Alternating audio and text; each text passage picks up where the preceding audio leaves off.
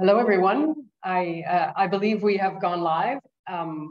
Excellencies, distinguished delegates, fellow panelists, it's a pleasure to be here with you today. My name is Lynette Neufeld. I'm the director of the Food and Nutrition Division here at FAO, and formerly the lead of the Action Track 4 Science Group in the lead up to the UN Food Systems Summit in 2021. Thank you very much to the organizers for inviting me to moderate today's session. We have an exciting program ahead of us and a very full program. So we're very much looking forward to the next hour and a half. You are all well aware of the challenges facing the approximately 4.5 billion people who depend on food systems for their livelihood, while playing a critical role in producing, processing, transporting, selling the nutritious foods we need to nourish the world. Food systems workers regularly face high levels of working poverty, chronic food insecurity and malnutrition, lack of labor and social protection. The goal of our time together today is to understand the missing pieces and opportunities for policy, development partners, NGOs, and the private sector to build agency for the most vulnerable people working across diverse food systems, change power relations in food systems, both in formal spheres and informal spheres, and to transform structures, the embedded social norms and practices that systematically privilege some groups over others. First, we'll hear about the challenges and the commitments and how you can make part of that solution. We will introduce a coalition called the Decent Work and Living Incomes for All Food Systems Workers Coalition, developed in collaboration with several stakeholders. I look forward to a productive discussion and one that will provide us with some concrete, actionable insight to make progress on this important agenda. So let me introduce our first keynote speaker, Mr. Wilhelm Olthoff, Deputy Head of the Unit Sustainable Agri-Food Systems and Fisheries Directorate, Directorate General for International Partnerships of the European Commission. Thank you very much for joining us, Wilhelm. Please take 5 minutes approximately to share with us your perspectives on decent work, living income, and wage imperatives. Many thanks, Lynette, and good morning to all. 5 minutes is very short, so I'll try to be brief, but still to highlight some of the key issues. And my first thing is really to thank the organizers today to keep equity, livelihoods, and everything around decent employment, fair earnings, equitable livelihoods high on the policy agenda. This is essential in order to move forward on global food security. And in 2022, this is again particularly relevant. As has been highlighted yesterday as well in the plenary and by many analysts, and including by the UN group on the crisis response, billions of people are facing a cost of living crisis. And the UN CGRC actually called it the most severe cost of living crisis in a generation, caused by these high energy and food prices and by tightening financial conditions. In my intervention, I will talk a little bit about the role of governments in this, but not only of governments, because it is always a shared and responsibility in order to ensure decent livelihoods in the world. In doing so, I would like to recall that the CFS itself has provided quite a number of very valuable guidelines that have already indicated what the main roles and main responsibilities of governments, but also of other stakeholders would be. And in this respect, I would really like to recall the VGGT, the RAI, the responsible investments in agriculture and food systems, the guidelines on agroecology, and those on food systems and nutrition. All of those contain really important guidance in this respect. Out of these guidance, let me highlight 3 elements that are really important and essential in creating a pro-poor policy environment in countries around the world. First is the enhancing access to resources. And resources refers to land, it refers to finance, it refers to infrastructure, but it also refers to knowledge. And this access needs to be ensured, particularly for the most vulnerable and including for smallholders around the world. It requires a proactive approach, a proactive supportive policy approach to guarantee and stimulate this access. That is, as I said before, particularly in support of those that are more vulnerable and deprived. Second is the ensuring of decent labor conditions in value chains by implying international conventions. Again, this requires passing appropriate legislation, but also ensuring that those legislation is implemented.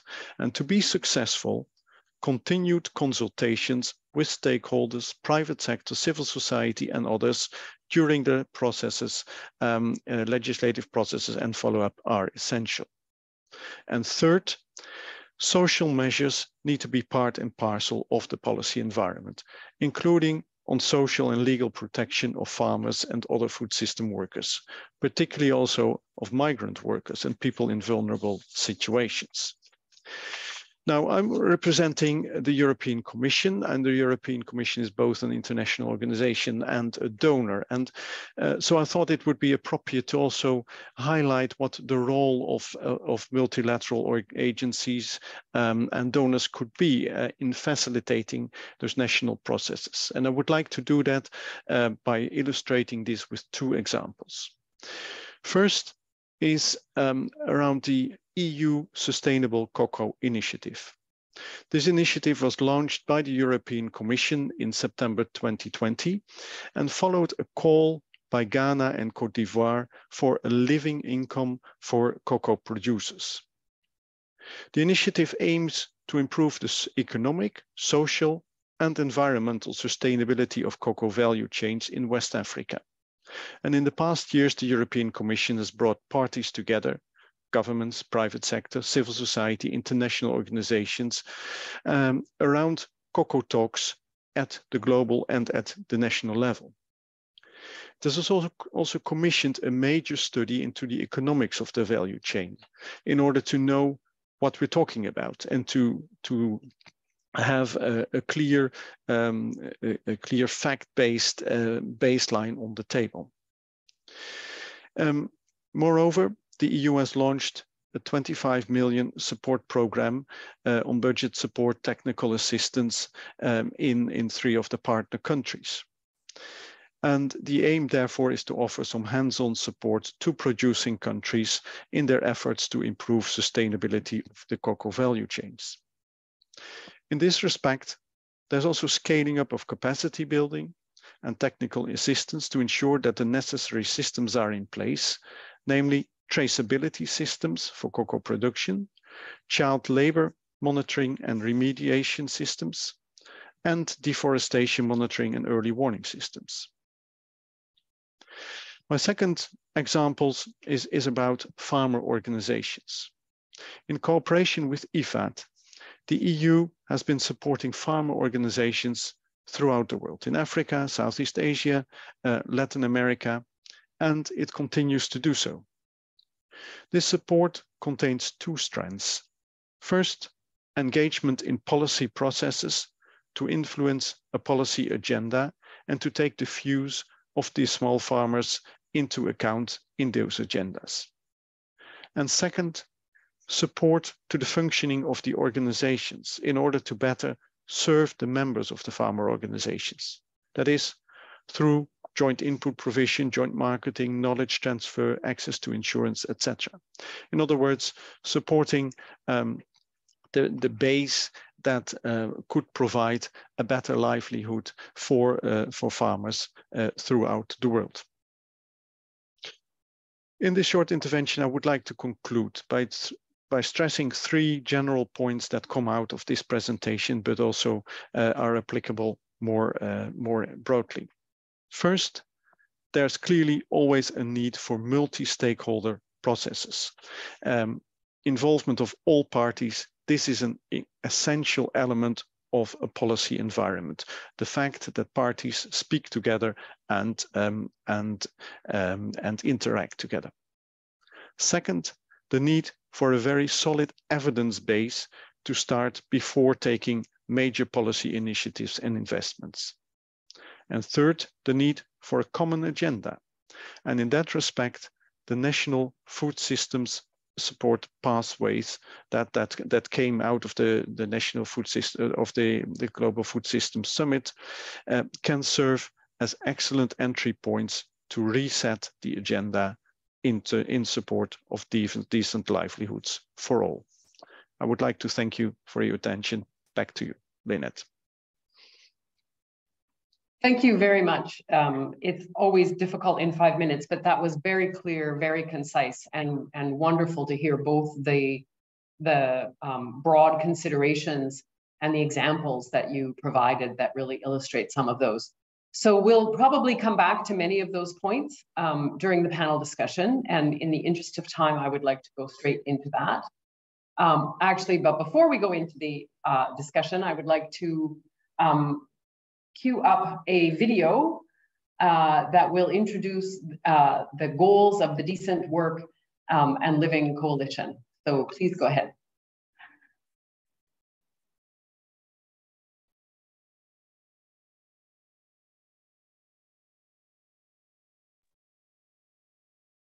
We have no sound.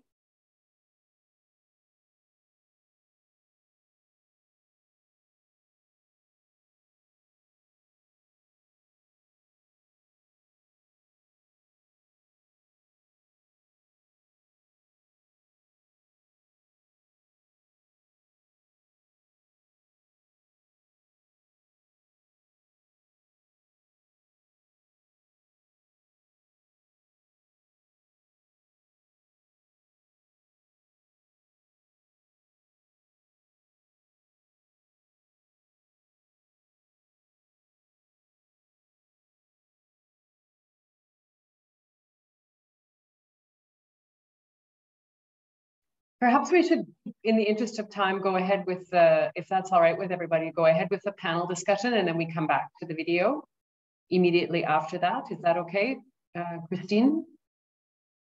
Yeah, I think that's right. Way to go. Thanks, Lynette. Okay, good. Wonderful. So then I have the pleasure to introduce our panel members. I will introduce 4 members of our panel.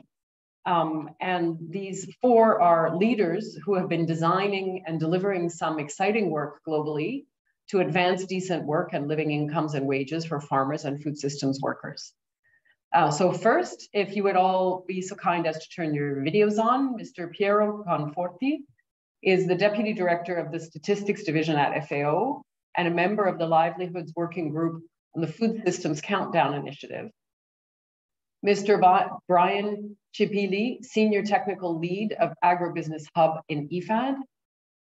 Ms. Jihani Ajiti, the Head of the Stakeholder Engagement at OCP Africa.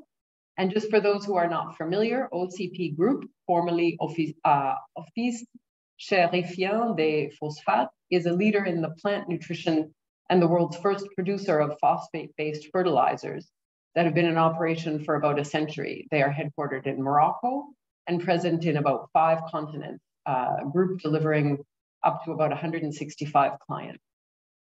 And finally, we have Megan Desai, Senior Coordinator of the Self-Employed Women's Association. So welcome, everyone. Thanks for joining. Please let me first introduce Piero. Can you tell us, Piero, a little bit about the key issues impacting data collection related to farmers' livelihoods and why data matters to develop appropriate policy and programmatic responses, and whether you see any promising solutions or tractions towards progress? And I believe you will show us some slides. Please go ahead. So thank you, Lynette. Colleagues, it's a great pleasure to be here, and I think this is a very wonderful occasion to discuss these matters, which are tremendously important, in my opinion. Okay, I will share slides, why data matters. In a way, I would say the data are essential. This is an important point when it comes to designing policies. And the reason for that is pretty straightforward.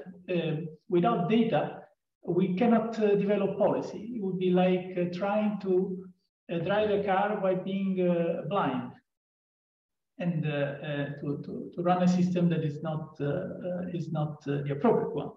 So data are essential. Of course, there are a lot of data already available, but we feel that these are themes, particularly those of labor and decent work, in which some more investment are needed, particularly as it relates to agriculture and the agri-food systems. And here I want to be brief. I have just 3 examples, which I think speak to cases in which we would desperately need more and better information, and still we lack them, and give a hint of how this could be gathered. First of all, this is really from the Countdown Initiative. If we try to attempt a general quantification of the people who are employed in the agri-food systems and those whose livelihoods depend on the agri-food system, and we know that these are often vulnerable groups, people who are, on which we should know a lot and act a lot, we run into troubles. We have several data sources, starting of course from the International Labour Organization and its surveys, but including also household survey, other surveys. We get different and uneven information. So if we, for instance, just to give you for example, if you try to count employment types, we can get very different pictures.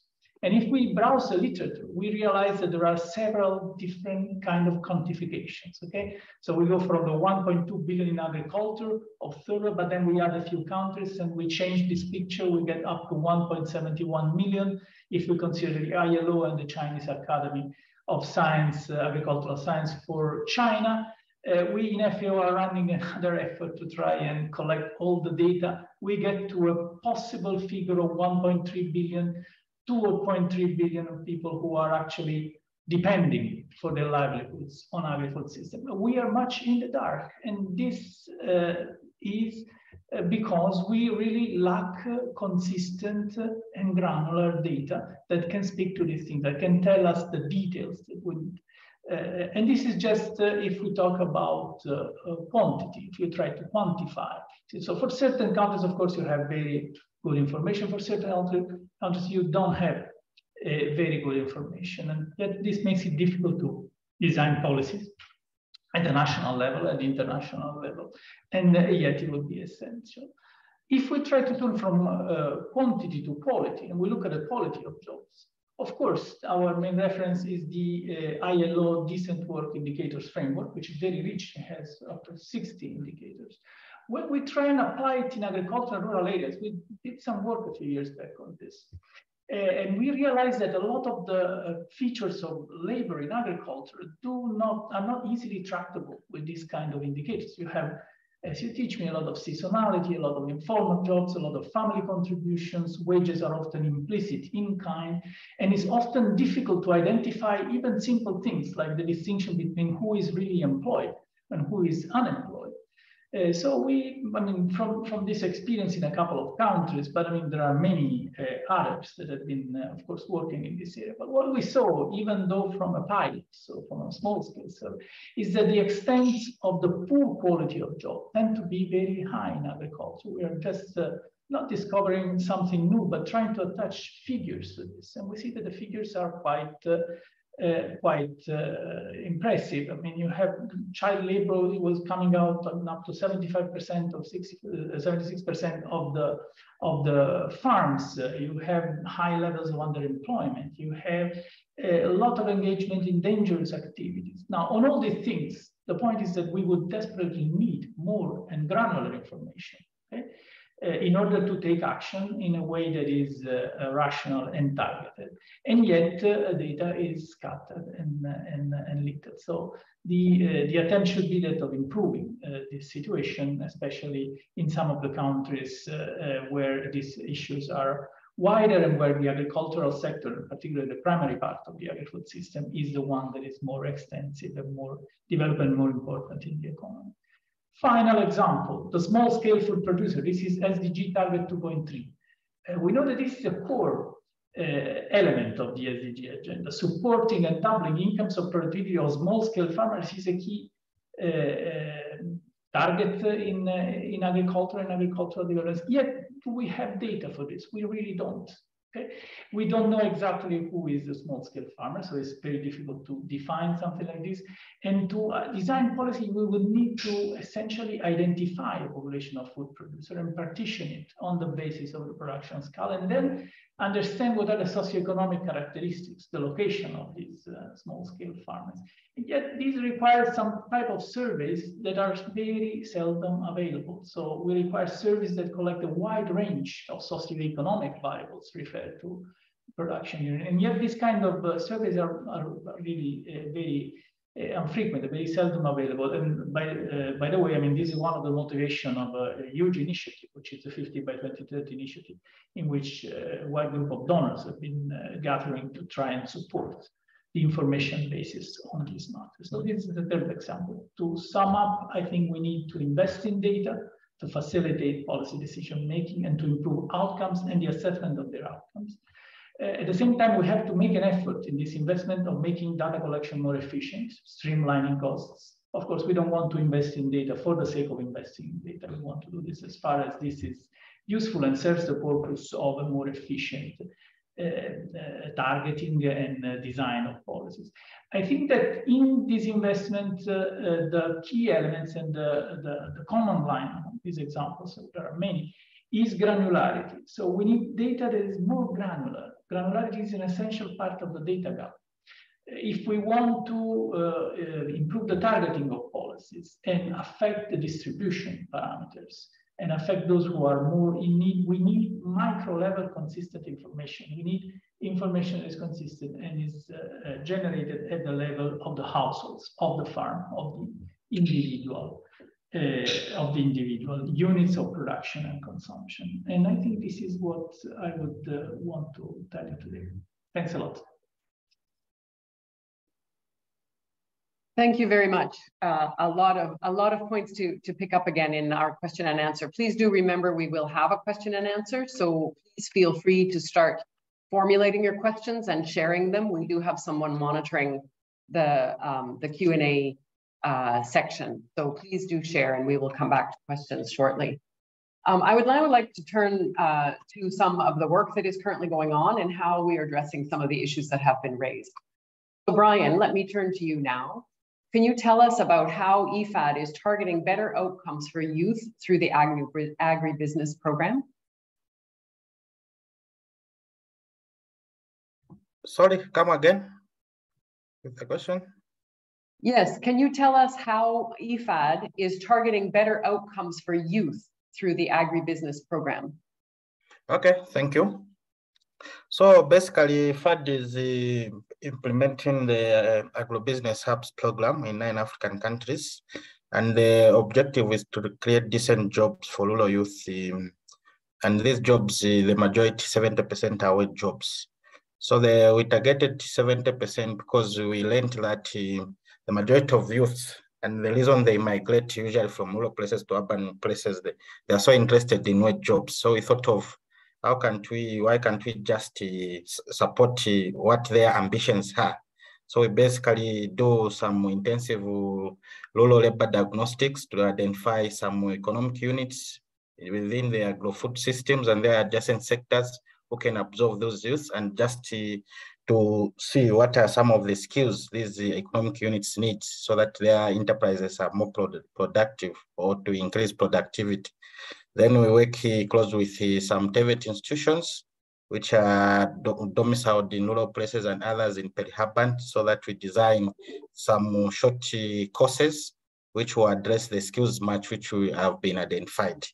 Then we further gone out to train these youths in short intensive courses so that they are labor competitive. Then we pilot some form of apprenticeships and internships.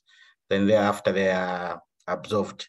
So we have again learned that the key to create decent jobs for these youths is to engage a wider ecosystem or the private sector players, because they are somehow the majority of the employers. And then we have gone further we realize that some of these economic units, you find that the working conditions are not conducive inclusive. So we have constantly kept on engaging them, like to improve on their working condition in terms of occupational safety and health, as well as we have a strong component to advocate for policy changes and legislation, so that some of the international labor standards are domesticated into the national labor laws and legislation, and just to improve the enforcement, and also to connect with the social protection mechanism and others, and also trying to address some child labor, because we have understood as we try to remove child labor, we tighten the labor markets of these rural labor markets, so that only eligible youth can participate in the labor market. So basically, we are seeing good results with the youth are accessing these jobs. Apart from that, we understand that the enterprise development part, which is a demand-side intervention, it stimulates jobs so that these youths are absorbed. Apart from the 70% target of wage employment, we have the 30% for enterprise development. So we work with some micro, small, and medium enterprises just to build their capacity so that they expand and stimulate jobs for other fellow youths. Basically, this is what IFAD is doing. Thank you, and over. Thank you. Thank you very much for that. I think we will go, in the interest of time, straight to Jihani. As we have heard, the private sector is a key stakeholder in tackling these issues. Can you tell us about the role of OCP in addressing issues related to decent work and living incomes and wages? And what messages you would like to bring to other private sector entities related to the benefit of bringing such social issues to the core of your business model? Thanks.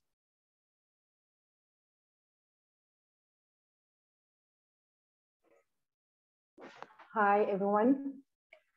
Thank you for giving me the floor, Madam Moderator. Just checking that you can see clearly my screen and hear me clearly. Yes, good. Thank you. Good.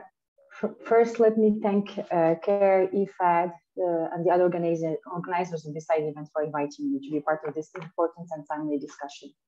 OCP's core mission is to feed in the soil to feed the planet. As a leading soil fertility soil providers, OCP is working to bring new products and services to farmers to boost their productivity and help them achieve their goals.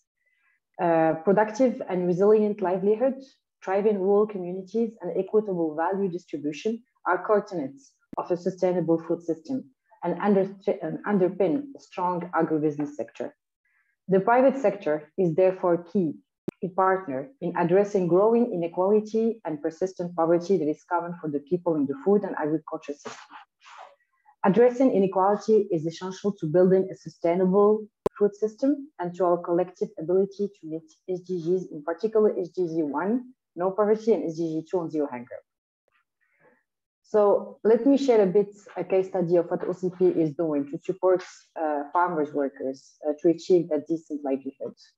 We have built farmer-centric programs around the farmers to support them in all their journeys, from increasing their awareness on the importance of making informed decisions in the management of their farm, and also in linking them to the markets. I'm going to just share some case studies of how OCP have been tackling those issues in Africa specifically, and how we managed to support over 1.5 million farmers over the last few years.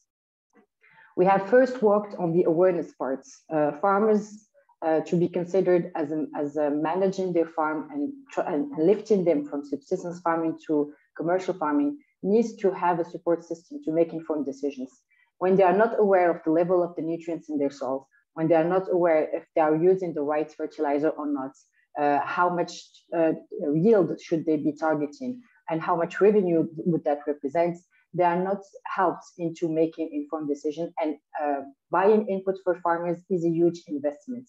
And for us to make that investment in and de-risk the whole operations, we've established what we call the OCP School Lab. It's a mobile laboratory that goes to the very remote areas, offering a wide range of agri-services to the farmers, from free soil testing to also recommendation through the Nutrient Experts mobile app, but also providing him with the recommendations on which crop, when to plant, how to plant, etc. Thanks to this program, we've reached over almost 500,000 farmers that have benefited from this awareness toolkit.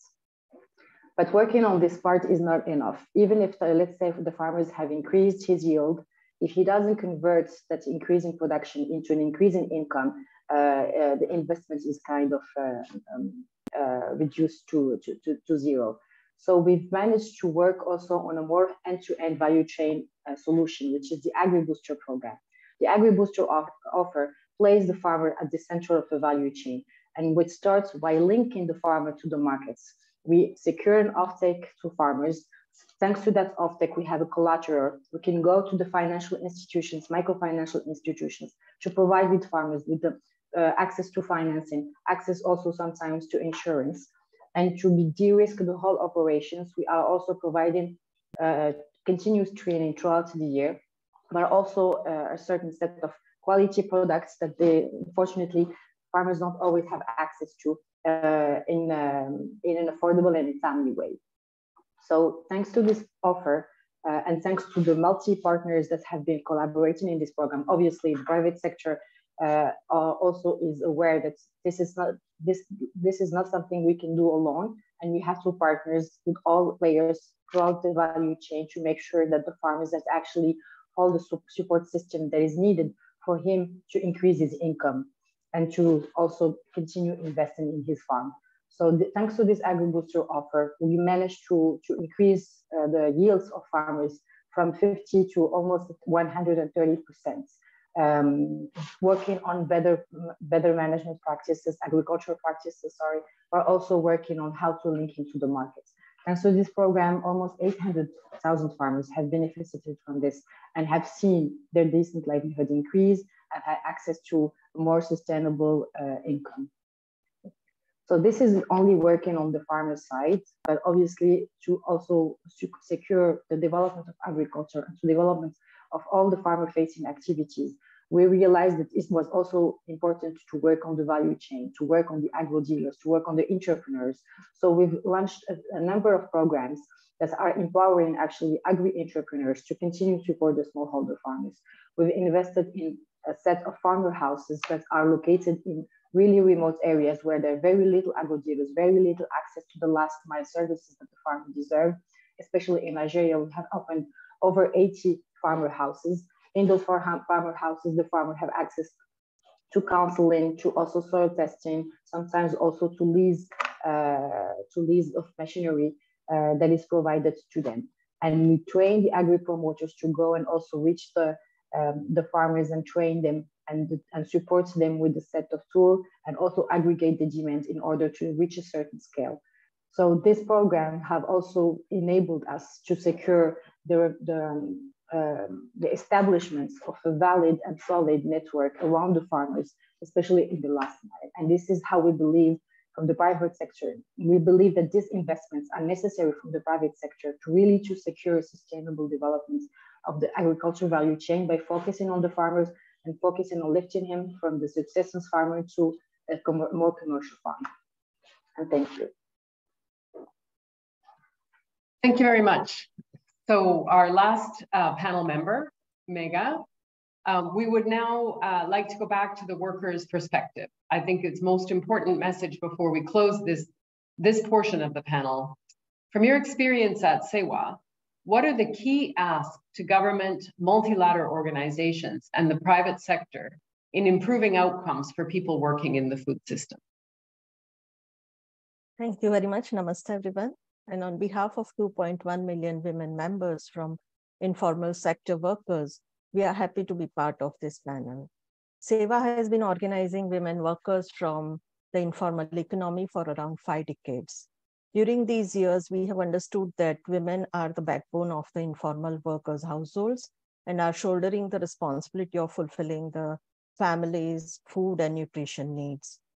On the other hand, women also play a major role in entire food value chain, in production, processing, trade, and food, trades of food, and in making decisions about consumption, purchases of food at household level. But they are invisible force and unaccounted, unprotected. They are left out from the policies and the benefits. So we at SEWA come together or organize as a poor, as women, and as a worker no matter what caste, community, or religion we belong to. So we organize to build our collective strengths to fight poverty, indignity, and self-respect. Forming informal sector women workers economic organization help them to get visibility. So our objective and our efforts since last 5 decades are to bring their visibility as a worker. Women from circular food system, which is a climate resilient and just. Thus, it is vital to recognize them, which will help them to bring the visibility and platform to hear voices, validate their actions, and to pave a way for policy dialogues and policy making. So as we heard, data is important, and we need to bring out the data of women in circular food system. And we urge that the governments and the multilateral should invest in the women-led researches, this kind of researches. So this calls for a study of women's contribution and their status on circular food system.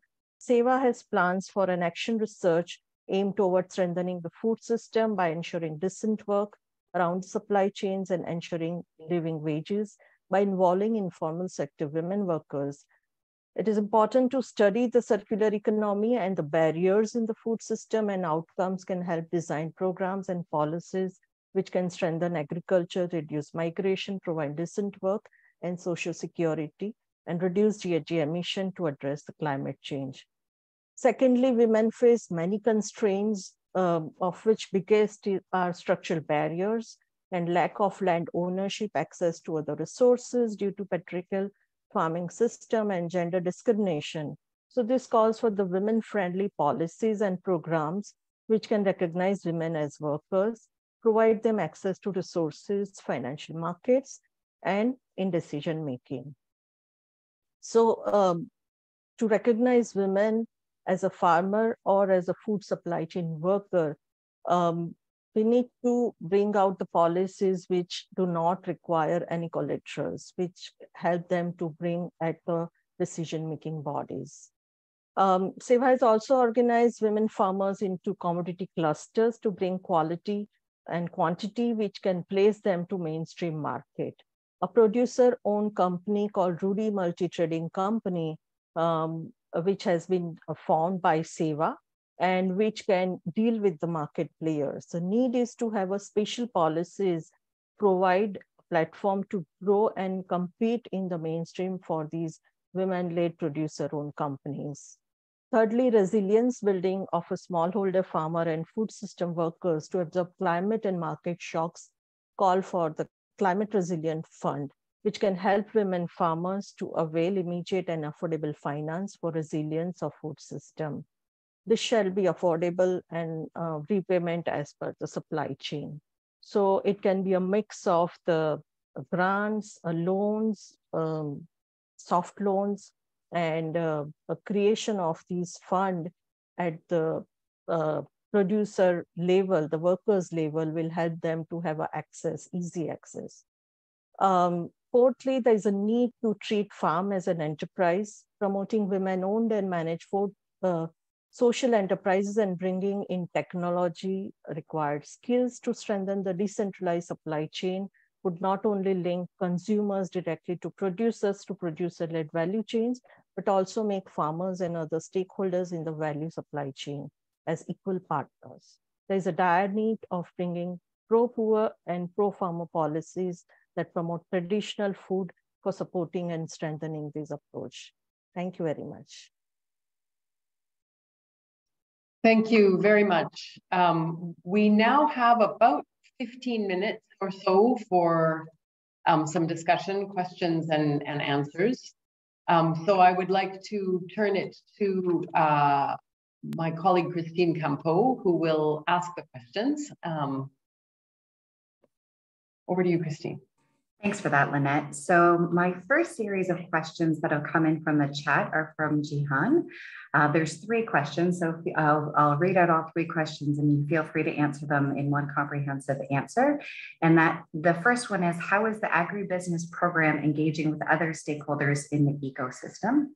The second question is, what are the main challenges you are facing in the current crisis as the prices of fertilizer and commodities are on the rise?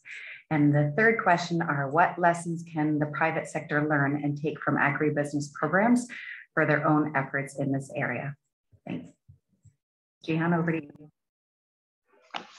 Thank you, Christine, and thank you for those questions. Let me try and address one by one. So who were the major partners in the Agri-Booster program? Obviously, we have been covering 4 countries. We have been covering mostly the rice and maize crop, but also tomato and other single cash crops. We've been working with off-takers that are like the key players and key stakeholders within the Agri-Booster offers, because they were the ones securing the market linkages.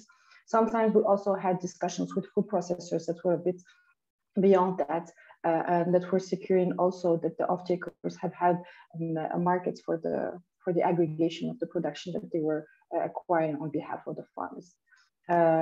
But most importantly, for the training parts and for the aggregation parts, we also worked with local animation institutions that are mostly under the tutel of the Ministry of Agriculture, depending on the states. In the case of Nigeria, it was with the different states, federal states as well, and obviously the financial banking institutions who've been operating, for example, in Nigeria with LAPO Finance, Microfinance, one of the biggest microfinance institutions. But not only, we also have partnered with IFC, for example, to prove the scaling up of the Agri-Booster offer. We've been working with IFC to strengthen the program, working also on how to professionalize cooperative in Senegal and Cote d'Ivoire. Just to let you know, they are like, to be honest, almost 100 partners, depending on which every Agri-Booster has to be localized, depending on the local context and on the crops and the local players that are present. And obviously also having the big input providers supporting that and investing along OCP. We have had buyer decisions that to cite only those that are partnering with us. So to address the second question, which is what are the major challenges we are facing in the context of the current crisis? Obviously, we've seen since the war in Ukraine, but even it has started before with COVID, a fly up in the fertilizer prices. It was a fly up in all the commodity prices. And obviously, it was already very hard for the farmers to be able to afford those fertilizers because it was already a huge investment for them. With the current crisis, it was getting even harder. So it seems a bit frustrating because a lot of efforts has been done by the private sector to try and support the increase in income for farmers over the last few years. And then the crisis hits. And it was like all those efforts were kind of, unfortunately, canceled because now there was a demand destruction. The farmers weren't able to pay and to afford for the prices that were sometimes times 2, times 3 in some cases. And they were already very, very hard to start with. So we recognize the importance to support the continent in this time of crisis. And OCP has announced one of the biggest relief programs for fertilizers to support smallholder farmers. We are donating across 20 countries almost 180,000 metric tons of fertilizers, plus a discounted price for almost 350,000 metric tons. Just to give you a size of the scale, it's almost 25% of what usually we are supporting and supplying the continents. It's a huge relief program because we think it's at the level of the needs that we are seeing, and we want to see a sustainable, we want to sustain Africa. And actually, it is also a program that is supported by IFAD to be able to really encourage in this time of crisis to support and sustain all the efforts that have been put in place by the private sector, but also by the government and the local institutions. Can you wrap up so we can get some other questions, please? Thanks. I think I was done. So okay, all right, thank you.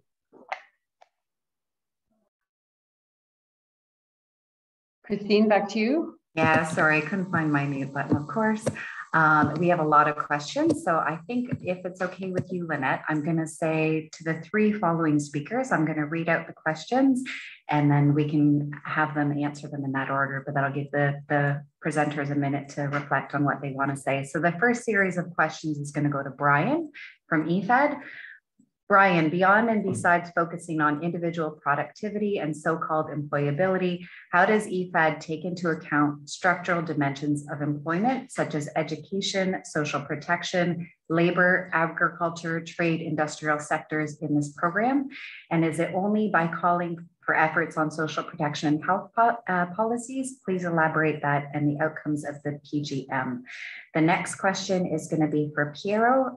Do you have an international parameter, an indicator assessment for understanding the meaning of decent work throughout the food value chain? Are there any standardized or replicable methods to measure the parameters?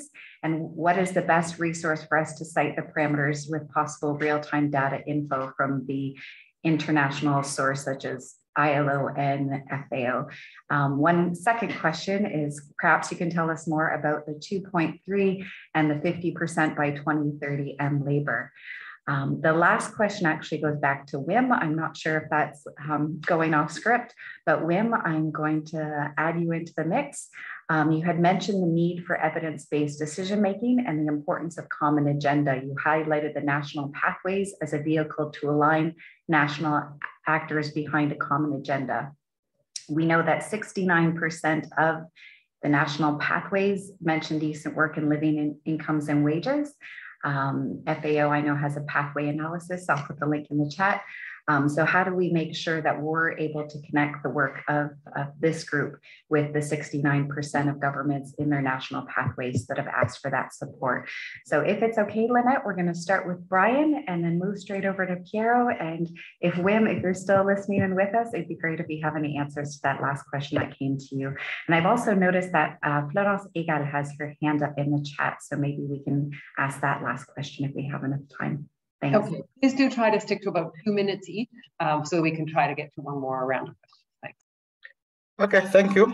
The question was wrong. Hopefully I understood it right. The structural dimension of, I think, the youth profile in terms of their education levels, in terms of access to protection and others.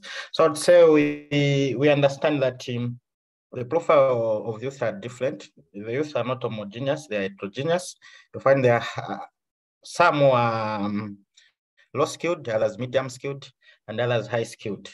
And you find that the employers, who are the major ecosystem players, and they are the employers, they demand the different type of skill sets, and it's to hear from them what type of skills they need. If they say they need the medium skills, we need to work around with them in that area. And you find that these firms they have different working conditions. So you find that others, they have better working conditions, not just the salary or the pay, but the environment the people are working in. Do they have some protective clothing? So if we find others, they are not offering, there are those things which are easy, we can just negotiate with them, the employers who are these economic units, whereby you enhance their collaborations between management and the employees, where they will discuss issues related to the safety of the workers and just the environment. So we have realized that certain firms where they have enhanced that collaboration between the management and employees, and they improve some of the working conditions, the productivity of that firm has increased. So there's a direct link between better working conditions and enterprise productivity. And others are as well copying that strategy, because these enterprises, economic units, they are in competition. So as they observe others are doing fine, they will learn what are others doing fine. Then they will keep on scaling up some of the good practices to promote decent work. And others, the key players are the government entities in terms of enforcement of labor laws and other legislation, so that these economic units follow the prescribed labor standards. I think I'll end there. If I understood the question, I think that's how I can respond to it. Thank you. Yeah, I thought that was awesome. So turning the mic over to Piero, please.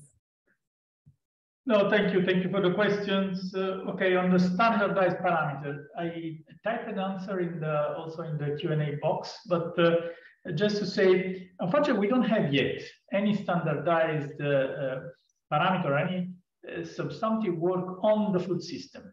Okay, we have done some work in agriculture, for the application of the decent work framework. This is work that we did some time ago. Of course, I myself would be interested in further moving ahead with that, but what we did in that case was mostly to see what are the conditions under which we can apply in the primary sector, particularly in rural areas, the decent work framework, which is a very interesting and comprehensive framework. And you see some results there. Actually, I linked a publication, a working paper that we did at the time, in collaboration with colleagues from SOAS on this very topic. For the food system, we are working in the context of the Food Countdown Initiative to see what is the possibility to extend the same logic to the food system. Of course, this is a challenge because, first of all, the definition of the food system stretches across different economic sectors. So you have a simple problem that when you go search for data on these things, you find them scattered across different sectors. So it is not easy to paste all these things together. The gist of the work should happen on the ground, as usual. So for us, it is important, especially the collaboration with the national and regional institutions to try and collect data that speaks better to these issues that are of interest and are key. And here it comes to the second question, that is about the 2.3 SDG indicator and the 50 by 2030 initiative. Yes, it's right. I just mentioned a few things in the slide. What happens is that the Sustainable Development Goal, the Sustainable Development Agenda, has placed emphasis on supporting the small-scale farmers, saying that basically we should aim by year 2030 to double the income and the productivity of small-scale farmers. Now, when you try to translate this into a monitoring exercise, to essentially design policies aimed at this and to foster, let's say, the achievement of this target, you realize that this is a pretty complex endeavor from a statistical perspective. That requires data that is not there, okay? That requires granular data that is not there, in which you have to have available homogeneous data at the firm level, at a farm level, for the primary part, for all those that you can call food producers, and then assess their socioeconomic conditions and see how they have to be targeted and support has to be put together. I mean, work has to be done to try and promote those incomes and productivity. Given the paucity of data, a group of donors led by the World Bank and with the participation of IFAD and us as FAO has been working at this 50 by 2030 initiative, which is essentially a huge multi-donor trust fund that is providing technical assistance and supporting the improvement of farm service in a host of countries. We are now, and the name comes from the fact that the ambition is to work on 50 surveys by year 2030, which is a lot of work. So we are trying to do our best. But basically, this initiative revolves around a standardized farm survey model that has several modules and tries to articulate them in a way that saves on costs, saves on sampling, saves on costs, and saves on by installing as much as possible technologies that are easily accessible in all countries to collect this data. One of the modules is actually dedicated to labor in the farm. And so the idea in those cases, in this case, is to rationalize data collection by trying and collect data with a frequency that is consistent with the changes that you see happening on some particular areas. Labor is one of these modules, and I mean, all this is accessible through the web. I think it's an interesting initiative in which we are trying to bring together all these things with a view of pursuing, at the end of the day, one of the main targets expressed by the Sustainable Development Goals for agriculture, which is the support to the smallholder. Yet I quoted it as a case in which we have a crucial point of the agenda in agriculture that is difficult to implement because we lack consistent information. So we don't know exactly how to intervene, where, and more information would really be in order. I think this is what I have to add for the questions, and I'm still here if there are unresolved issues or more answers to give. Thank you. Thanks, Piero. I think that was an excellent answer, and thanks for your work to keep that data generating. William, over to you. Do you feel, you don't mind jumping in on this panel? Thank you. Certainly not. No problem. Thanks, Christine, and thanks for the question. Let me first start by underlining the importance of what Piero has said, that the base, the evidence base, and the lack of data in a number of cases is significant, and initiatives like 50 by 2030 are important. We, from the European side, we also support this initiative. Not only this, many other initiatives, and then we partner with FAO and others on this, but in general, this is an important element. And of course, the CFS with its data work stream also underlines this again. Now, but the center of your question was about the national food systems pathways, and these were the, let's say, the national agendas that were emerging in 2021 in the Food Systems Summit. In some countries, they are quite extensive. In other, they're a bit let's say they can be elaborated a bit more. But I think it is important that if you create, if you need a common agenda, these are the building blocks for that common agenda. Of course, we have national policies, but national food systems pathways are meant to be joint pathways, food systems wide. And as others have said, food systems are broad. You need quite a lot of coverage on your food systems. Again, pointing at what we're trying to do, and with the FAO and CIRAD have developed a methodology for analyzing, and if you look at the FAO website and others, we see lots of country cases now in terms of analysis, but it's about the way forward, and the way forward is really a government-owned, multi-stakeholder-owned agenda, and the food systems pathways could be the pivotal element in moving forward. Now, you can only make this pivotal if everyone recognizes these as the important pathway. So where we are at the moment, in most countries, a pathway doesn't have that status yet, it is only by recognizing the importance, and recognizing means in many ways. It's a government that recognizes it, it's the external partners that recognize it, it's the international organizations that recognize it, it's private sector and civil society. It's all that have to recognize it to come to a common agenda. So probably we need a next step, and that is to take from let's say the pathways that we had to a pathway 2.1 or something, a somewhat elaborate pathway. And in connection to that, a pathway is seldomly a final pathway. When you get along the path, you realize that you might have to take sometimes a different turning or a different direction. So it's good to revisit pathways, but then to keep it, and to with all of us to put it as high on the agenda as possible. Thanks. Thanks for that, William. And I know we totally stand with you on that call to action. CARE was involved in 40 national dialogues, working very closely with the government. And we have 33 of our country offices, as you say, working with that government to evolve and eventually implement that national pathway. The last question we have right now,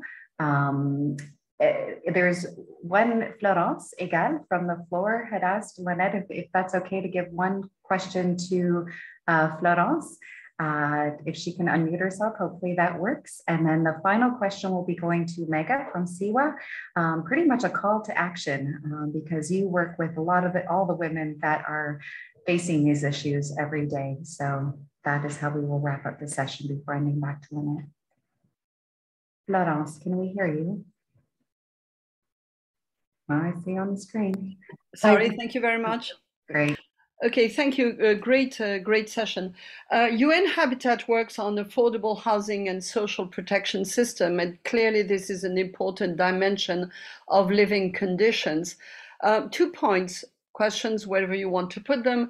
The first is the importance of migration. And we know in urban-rural linkages, we have a lot of temporary migration from rural areas to urban areas.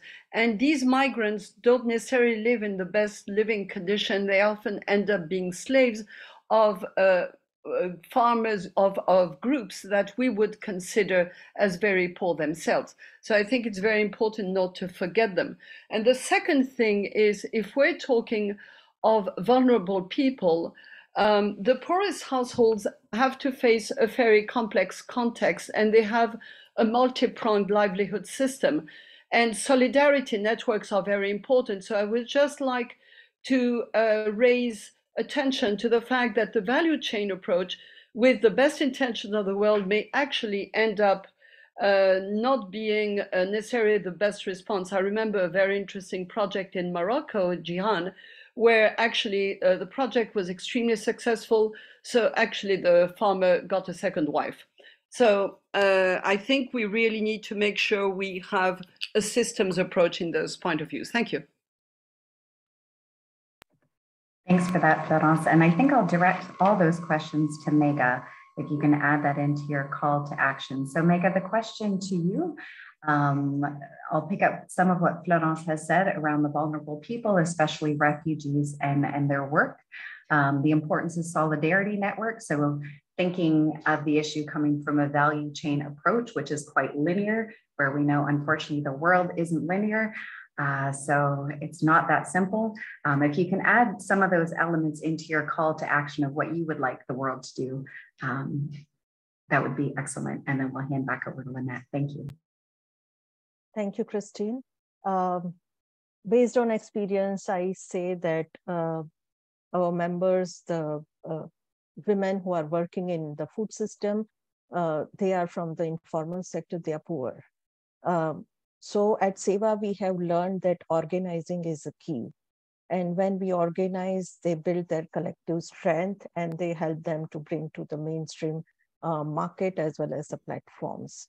So the last but not the least is collectivization, organizing, and that will help them for their visibility, their voices are heard, and their economic organizations can be built. And as the data said, the immediate action that we would like to take is the study on women's contribution, women's role, and women's status on the food supply chain, in the circular food supply chain specifically. So organizing as well as the need for the study are the immediate cause that I feel. Thank you. Great, thank you very much for that dynamic session, and to all the panelists for your insights, your reflections, and all of the work that you're doing to advance livelihoods around the world. So we have one more speaker. Now we will move to Ms. Alette van Leur, the Director of Sectoral Policy Department at ILO. Over to you. Thank you very much. Thank you for this really, truly great event. It's very interesting to hear all of you. And ILO is super happy to, of course, be involved in this event. The COVID-19 pandemic has had a profound impact on public health, economies, and societies, with damaging impact on the world of work. As no doubt all of you have heard, the pandemic has exposed and has exacerbated structural challenges and also decent work deficits, as we call them, across and within regions and countries. The massive loss of working hours and incomes has pushed many workers into poverty and food insecurity, as we heard other speakers mention. An additional 100 million workers are now in extreme or moderate poverty. And years of progress in our fight against working poverty have been lost, while recovery efforts are undermined by the new multiple crises that have since been unfolding globally. The rise in food and energy prices particularly threatens the employment recovery in low and middle income countries. And these crises have highlighted the importance of building resilient systems across all sectors, more so for our food systems, which are so essential to us all. The agro-food sector, with its off-farm segments of the supply chain, has the world's largest labor force. Agriculture alone employs over a quarter of the global workforce and accounts for up to 80% of employment in low-income countries. Women make an invaluable contribution to the sector and make up almost half of its workers. However, around the globe, agro-food jobs are often characterized by significant decent work deficits. We already have other speakers refer to a few of them, but they include widespread informality, self-employment, temporary and casual nature of much of waged employment, and a lack of social and labor protection. These are really common characteristics of the sector. In many countries, agriculture workers remain excluded from legal protection concerning minimum wage, paid sick leave, and freedom to organize. 70% of child laborers work in agriculture, and this is a staggering 112 million of them. Women, youth, and migrant workers are disproportionately affected by decent work deficits in the sector. And the pandemic has also laid bare the frailty of our food systems. It has also made it clear that building a resilient and sustainable food system requires addressing decent work deficits while promoting equitable livelihoods for all food system workers. With its mandate and a unique tripartite structure that gives an equal voice to workers, employers, and governments, the ILO has a wide range of tested tools and methods to effectively advance such approaches. Action is needed to promote quality jobs and sustainable enterprises, rights at work, social protection, and social dialogue. Long-term, well-designed sectoral policies that promote the creation of decent and green jobs, support sustainability and inclusiveness must be developed. The implementation of ILO conventions needs to be a priority and requires strengthening labor laws, labor administration, labor inspection. Fundamental ILO conventions, which provide for the right to organize and to work in a healthy and safe environment. This is the latest of the fundamental ILO, fundamental principles and rights at work, but also to be free from child labor, forced labor, and discrimination. They require particular attention. Improving the quality of jobs will be instrumental in unlocking food systems' potential as a source of livelihood opportunities for youth. This will require equipping young people with the right skills, facilitating their access to modern technologies, unlocking their innovation and entrepreneurial potential, and enabling them to translate it into viable businesses in agriculture and off-farm. The recent crises have highlighted the critical role of social protection in protecting health, lives, and livelihoods, and in promoting an inclusive recovery. Today, 4 billion people lack any form of social protection. The majority of agri-food workers are among them.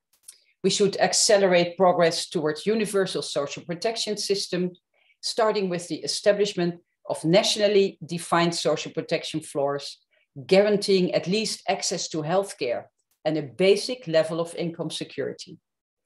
Ladies and gentlemen, challenges facing our food systems and its workforce are complex and many, and there are no quick fixes and no one-size-fits-all solutions. And to ensure their sustainable and human-centered transformation with decent work at their core, we must work together to achieve policy coherence through multi-stakeholder involvement and building on our respective comparative advantages. In this instance, I would like to also draw your attention that the ILO is convening a meeting of experts on, as they are called, guidelines for decent work for sustainable food systems. And this meeting of experts will take place from 8 to 12 May 2023. Please stay tuned and help us develop these guidelines. I hope that our strengthened joint commitment will enable us to make social justice and decent work for all a reality for those working in the food systems. Thank you for your attention. Thank you very much. I know we are going to lose our interpretation shortly, but if you have a few moments to bear with us and stay with us, we would very much like to hear quickly from Cristina Campo, the Global Advocacy Director for Food Systems at CARE, to leave us with a few final thoughts on the coalition. And then we will end with the video that we tried to show before, and we do hope you will be able to stay with us for that. Over to you, Christine. Thanks for that, Lynette. Today, we've heard great examples from governments, union workers, women's organizations, UN agencies, and companies on how they're responding to the needs expressed by producers and workers across our food systems. While playing a critical role in feeding the world, food systems workers regularly face high levels of working poverty, chronic food insecurity, lack labor and social protection. 2/3 of the extreme poor are engaged in agriculture. 70% of all children undergoing child labor are in agriculture. Agriculture is one of the most hazardous sectors, with millions of agriculture workers falling victim to fatal accidents, workplace injuries, poisoning by pesticides, and occupational therapy. And we know it's not just agriculture that we're talking about when we're talking about food systems. We also know that we cannot build equitable livelihoods within this sector without addressing these decent work deficits. We also know that economic growth alone isn't enough to drive decent work livelihoods for all. To be effective in reducing working poverty and food insecurity, it needs to be inclusive, reaching the poor through increased quality employment opportunities and higher incomes. This requires action at all levels: global, regional, national, and local. And that's what we're trying to do together through the Decent Work and Living Incomes and Wages Coalition. Everybody on this call today and several others that are behind the scenes of this are working together to promote labor and human rights, increase opportunity for decent and productive employment within the agri-food sector, improving incomes and wages, and strengthening organization and social dialogue within the sector to ensure that the workforce has a voice in the policies that affect their work and their lives. We've taken concrete action and we'd like you to join. I'm going to ask Molly to put the email address in the chat box so that people can write to us and join the governments and UN agencies and companies and everybody behind this initiative. The Decent Work and Living Incomes and Wages was formed as a direct outcome of 18 months of work generated from the Food System Summit, the knowledge from experts around the globe. In terms of concrete action, we're together expertise and experience to support countries in their efforts to effectively address employment and labor issues. As we were mentioning with WIM, there's 68% of these national pathways that are already calling for this assistance. We continue working to better inform, engage, and mobilize partner and commitments on the promotion of decent work in food systems, and we welcome new members to be part of that mission.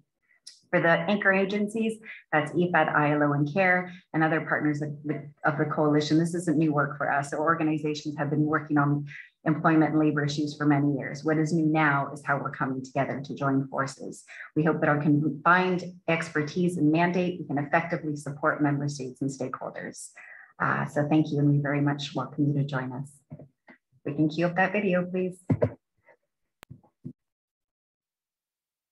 Over 4.5 billion people derive their livelihoods from agriculture, carrying the food that we eat through every level of our food systems. Yet often they themselves cannot access the very food that they help produce, and they face really poor working conditions and very limited protections. So we ask ourselves, how can this system be transformed? And how can we ensure that the voices of those who are marginalized are elevated and heard? We cannot address extreme poverty worldwide until we address economic justice and equitable livelihoods for every farmer, fisherfolk, and food worker.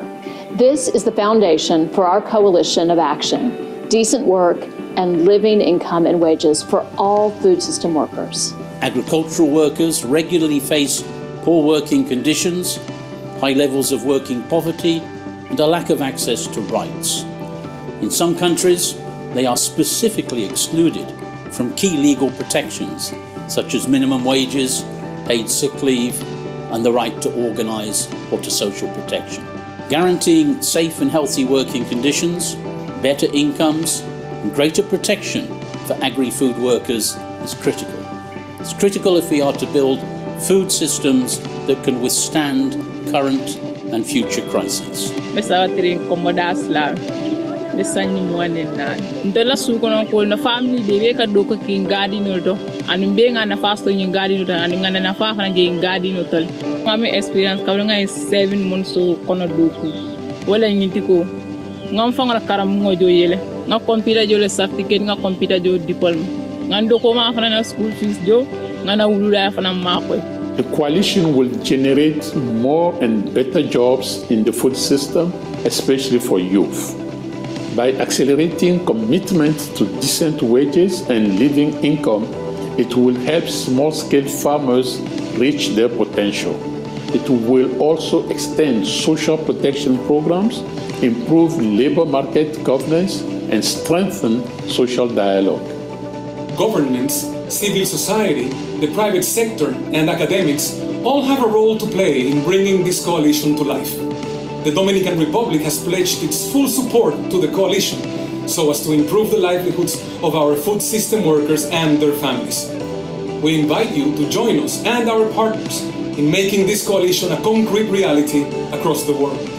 I hope you join us in this call to action to ensure people's rights are upheld and that they can provide for themselves and their loved ones with dignity.